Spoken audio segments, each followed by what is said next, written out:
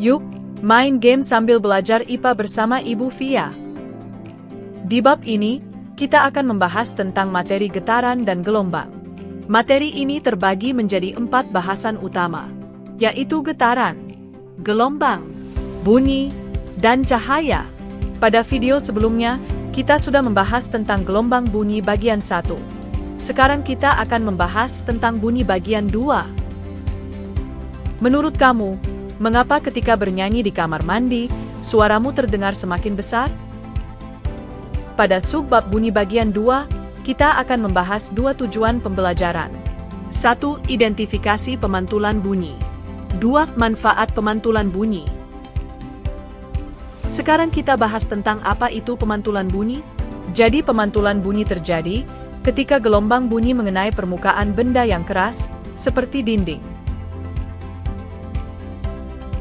Pemantulan bunyi diatur oleh suatu hukum, yaitu hukum pemantulan bunyi, yang berisi 1. Arah bunyi datang, garis normal, dan bunyi pantul, terletak dalam satu bidang datar. 2. Besar sudut bunyi datang, sama dengan sudut bunyi pantul. Ada yang mau bertanya? Tulis di kolom komentar. Sekarang jawab pertanyaan Ibu. Gelombang bunyi datang menuju dinding dengan sudut datang 30 derajat. Besar sudut pantulan bunyi tersebut adalah? Tulis jawabanmu di kolom komentar.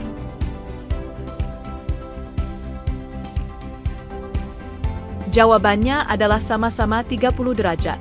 Karena hukum kedua pemantulan bunyi adalah besar sudut bunyi datang sama dengan besar sudut bunyi pantul. Sekarang kita bahas tentang jenis-jenis bunyi pantul. Terdapat 3 jenis bunyi pantul. 1. Bunyi pantul yang memperkuat bunyi asli. Bunyi pantul dapat memperkuat bunyi asli karena jarak antara sumber bunyi dan dinding pemantul sangat dekat, di bawah 10 meter, seperti di kamar mandi. Bunyi yang dihasilkan akan terdengar sangat jelas. Jenis bunyi pantul ini tentu saja dapat menguntungkan dan merugikan, tergantung situasi dan kondisi.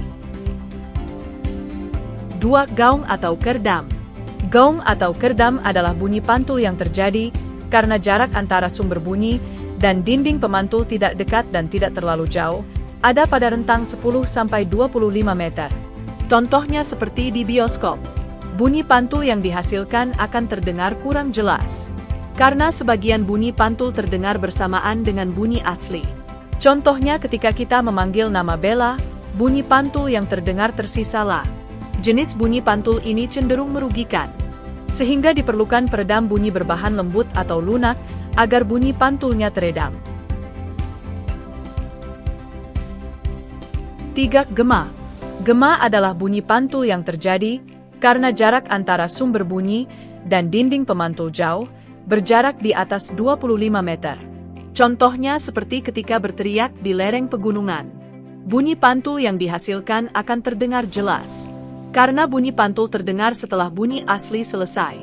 Contohnya ketika kita memanggil nama Bella, bunyi pantul yang terdengar setelahnya adalah Bella. Jenis bunyi pantul ini cenderung menguntungkan. Sebelum lanjut, ada yang mau bertanya? Tulis di kolom komentar. Kita sudah membahas tujuan pembelajaran yang pertama. Sekarang kita lanjut membahas tentang manfaat pemantulan bunyi. Pemanfaatan pemantulan bunyi salah satunya adalah untuk mengukur kedalaman laut, memetakan laut, atau untuk sistem navigasi mobil. Semua hal tersebut dapat dilakukan dengan bantuan sonar. Ketika bunyi dipancarkan, bunyi akan mengenai permukaan keras, seperti karang atau dasar laut, bunyi kemudian dipantulkan. Kemudian bunyi pantul akan ditangkap oleh sonar penerima bunyi pantul. Jarak yang ditempuh oleh bunyi menjadi 2 kali, karena ada jarak bunyi datang ditambah jarak bunyi pantul dengan besar yang sama. Sehingga rumusnya menjadi V sama dengan 2S dibagi T.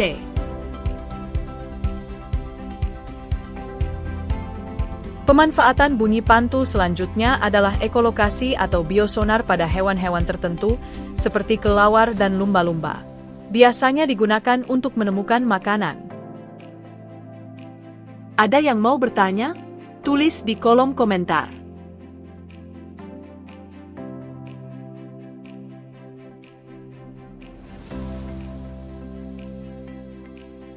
Berarti kita sudah membahas keseluruhan tujuan pembelajaran pada bunyi bagian kedua ini.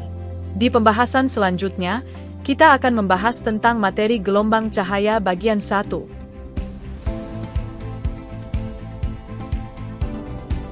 See you on the next video.